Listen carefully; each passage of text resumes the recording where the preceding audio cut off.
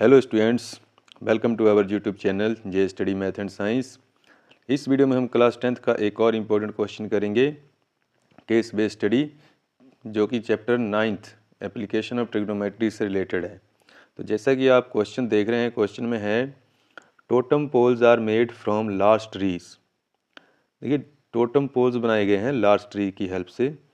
These poles are curved with symbols और figures and mostly found in western Canada and northwestern United States. In the given picture, two such poles of equal lengths are standing 28 meter apart. From a point somewhere between them in the same line, the angles of elevation of the top of the two poles are 60 degree and 30 degree respectively.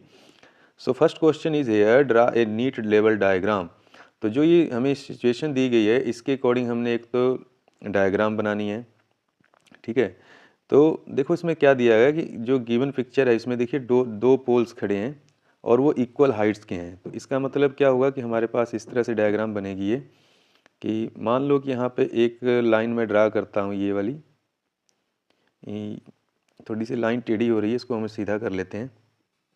तो देखिए इस तरह से मान लीजिए कि दो poles हैं हमारे पास। जो पोल हैं वो हैं, मान लो एक पोल को मैं ए बी लिख लेता हूँ और जो दूसरा पोल है वो सी डी है हमारे पास। और फिर उसने कहा है कि इसके बीच सेम लाइन में खड़े हैं और दोनों की जो हाइट है वो सेम है। तो इसकी हाइट मान लो एच है, तो इसकी हाइट भी क्या होगी, एच हो जाएगी हमारे पास। ठीक है, और फिर बोला है कि देखो आगे क्या लिखा है, द एंगल्स क्या है, from A point somewhere between them in the same line. Same line में है देखो ये, तो यहाँ पे एक इनके बीच का जो पॉइंट है उसको मैं ई लिख लेता हूँ। ठीक है, यहाँ पे क्या लिख लेते हैं इसको, ई। ये कोई पॉइंट है। यहाँ से जो एंगल ऑफ एलिवेशन बन रहे हैं दोनों के, वो क्या क्या बन रहे हैं, एक का बन रहा है 60 डिग्री और एक का बन रहा है 30 डिग्री। तो मान लीजिए इसका जो एंगल बन रहा है वो बन रहा है 60 डिग्री और जो इसका एंगल बन रहा है वो 30 डिग्री। ये हमारी डायग्राम यहाँ तक कंप्लीट हो गई। तो जो हमारा फर्स्ट क्वेश्चन था इसका, वो कंप्लीट हो गया कि हमने डायग्राम बना दी। तो इस डायग्राम के भी देखिए आपको 2 मार्क्स होंगे कम से कम, साइड में इसमें मेंशन नहीं है बट 2 मार्क्स होंगे। उसके बाद देखो जो इसका सेकंड क्वेश्चन है, यानी कि जो बी पार्ट है, ये ए पार्ट था एक्चुअल में, यहाँ पे ए लिख देता हूँ। ये बी जो क्वेश्चन है, find the height of the poles. तो हमने ये पोल्स की हाइट कैलकुलेट करनी है। अब आपको देखो ट्रिग्नोमेट्री का रेशो को यूज़ करना होगा। हमने क्या कैलकुलेट करना है, ये हाइट। अब जो इसमें बोला है कि equal heights are standing 28 metre apart. जो एक दूसरे से कितनी कितनी डिस्टेंस पे दोनों पोल खड़े हैं, वो खड़े हैं 28 मीटर की डिस्टेंस पे खड़े हैं। ठीक है, ये मतलब दोनों पोल्स के बीच में जो डिस्टेंस है 28 मीटर है।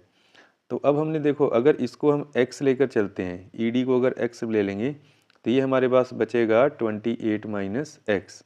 ठीक है, अब कोई भी ट्रायंगल हम यहाँ पे चूज़ कर सकते हैं। इन ट्रायंगल, मान लो जो ट्रायंगल लेनी है हमने ले ली, सपोज करो ABE, ये वाली ट्रायंगल ले लेते हैं। ठीक है, इसमें देखो जो B एंगल है, क्योंकि परपेंडिकुलर होगा ये, ठीक है ना, परपेंडिकुलर खड़े हैं जो पोल्स हैं, तो angle B is equal to 90 degree. अब यहाँ पे आ गया कि in triangle ABE angle B is 90 degree और दिस एंगल इज 60 डिग्री।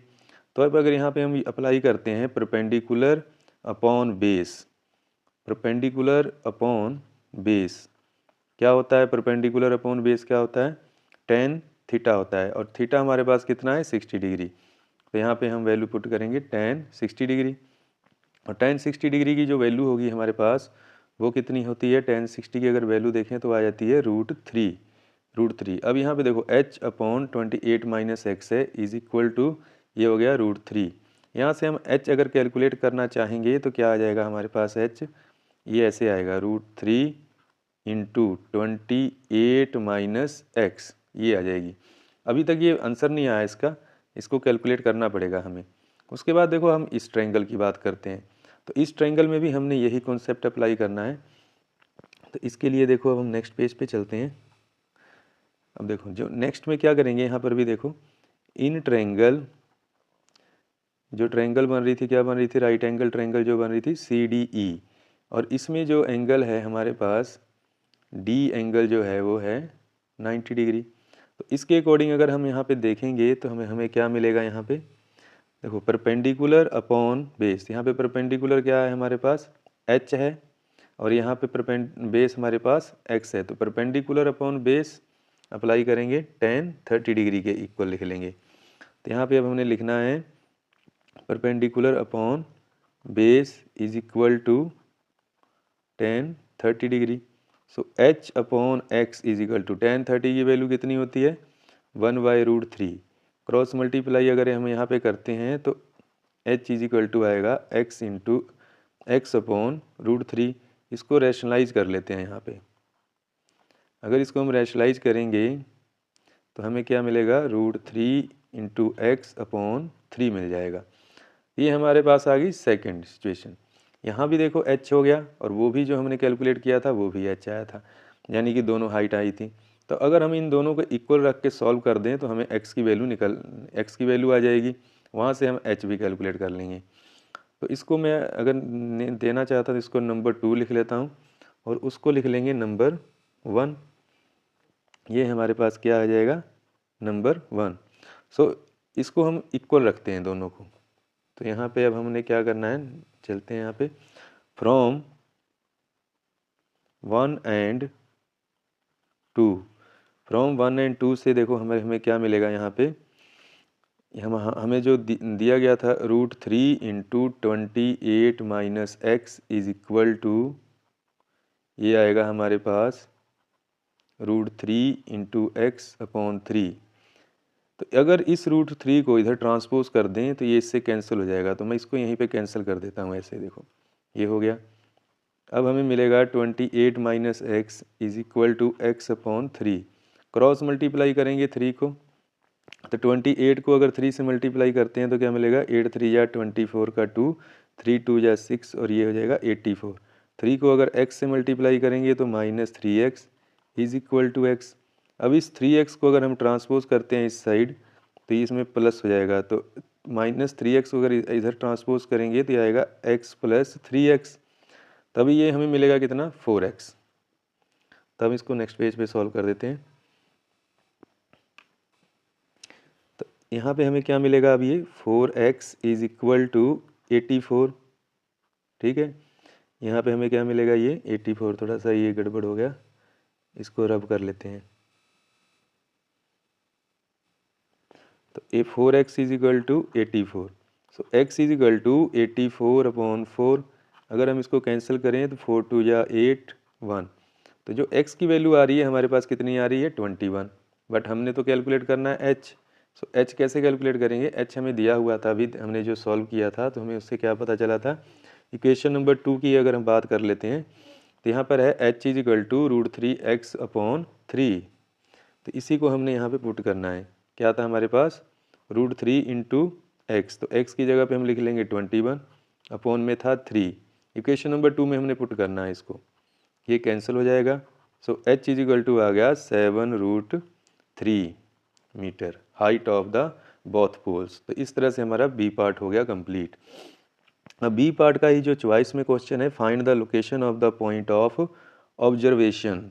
अब जो लोकेशन हमने फाइंड करनी है उस पॉइंट की, तो वो भी हमने शायद x की वैल्यू हमने कैलकुलेट कर ली थी। तो x की वैल्यू जब हम कैलकुलेट कर चुके हैं तो लोकेशन हम बता सकते हैं कितनी होगी। तो x की वैल्यू हमारे पास कितनी आई है 21 मीटर। ठीक है, 21 आई थी। तो उसने पूछा है कि find the location of the point of observation, तो हमने ये कैलकुलेट करके यहाँ पे बताना है। तो देखिए कैसे हम उसकी लोकेशन कैलकुलेट करेंगे ई पॉइंट की। तो अगर हम इसको देखें कि जो बी पॉइंट से है, बी पॉइंट से मतलब अगर हम डायग्राम पे चलते हैं और वहाँ से देखते हैं इस क्वेश्चन को, तो डायग्राम पे देखो अगर हम बी ई कैलकुलेट करना चाहेंगे तो बी ई कितनी आ जाएगी, यहीं पे मैं कैलकुलेट कर देता हूँ। तो देखो बी 28 माइनस में से हम क्या माइनस करेंगे, एक्स की वैल्यू हमारे पास कितनी आई थी 21 आई थी। तो 28 माइनस अगर 21 करते हैं, 28 माइनस 21 तो ये आ जाएगी 7 मीटर।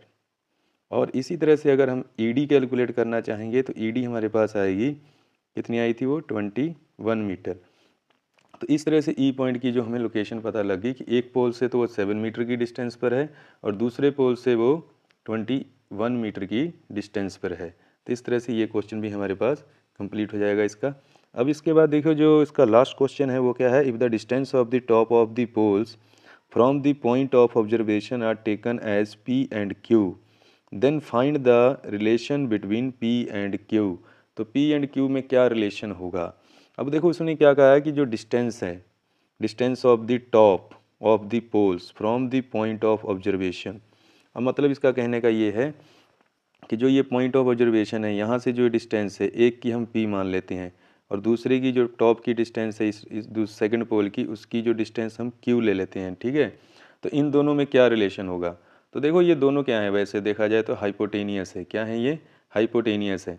और अगर हम इनको कैलकुलेट करना चाहें ना, तो देखो इसको कैलकुलेट कैसे कर सकते हैं कि परपेंडिकुलर अपॉन हाइपोटेनियस क्या होता है, परपेंडिकुलर अपॉन हाइपोटेनियस होता है साइन थीटा।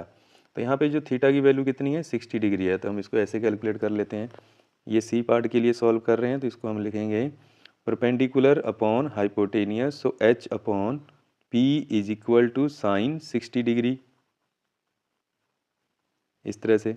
और फिर हमारे पास ये आ जाएगा H upon P is equal to sine 60 की वैल्यू होती है √3/2। तो ये हमारे पास बनेगा। और यहीं पे अगर हम देखें, इसी को थोड़ा सा आगे हम सॉल्व करें यहाँ पे, तो सेकंड जो दूसरी ट्रायंगल है उसमें लें, तो परपेंडिकुलर अपॉन हाइपोटेनियस, यहाँ पे क्यू है हाइपोटेनियस, और जो एंगल बनेगा वो बनेगा साइन 30 डिग्री। तो H upon Q is equal to sine 30 की वैल्यू कितनी होती है। तो अगर हम साइन 30 की वैल्यू देखें, साइन 30 डिग्री की होती है 1/2, ये होती है। तो अब यहाँ से हम देखो क्या लिखेंगे, एच इज इक्वल टू क्या हो जाएगा, अगर देखेंगे तो Q/2 हो जाएगा। और यहाँ पे अगर हम जो h की वैल्यू आएगी Q/2, और यहाँ पे अगर हम पुट कर देते हैं h की जगह पे यहाँ पे Q/2, तो अगर हमें क्या सॉल्व करेंगे, तो ये बन जाएगा Q/2P इज इक्वल टू √3/2। यहाँ देखो 2 से 2 कैंसिल होगा, क्रॉस मल्टीप्लाई करेंगे, तो ये हमारे पास आ जाएगा Q is equal to √3/P। तो ये रिलेशन हमारे पास बनेगा। तो आई होप आपको ये क्वेश्चन अच्छी तरह से समझ आया होगा। तो ये केस स्टडी जो क्वेश्चन है इंपॉर्टेंट क्वेश्चन है, इस तरह के क्वेश्चन आपने करना है। मोस्टली बच्चे क्या करते हैं, इस तरह के क्वेश्चन गलत करते हैं। तो इसलिए मेरा ये मतलब था कि ये क्वेश्चन हमने कराना था। तो आई होप ये क्वेश्चन समझ आएगा, तो आप अपने दोस्तों को ज़्यादा से ज़्यादा शेयर कर दें और लाइक ज़रूर करें वीडियो को। अगर आप देखते हो पूरा तो वीडियो को लाइक करना ना भूलिए। सब्सक्राइब नहीं किया तो सब्सक्राइब भी कर लें। Thanks for watching the video.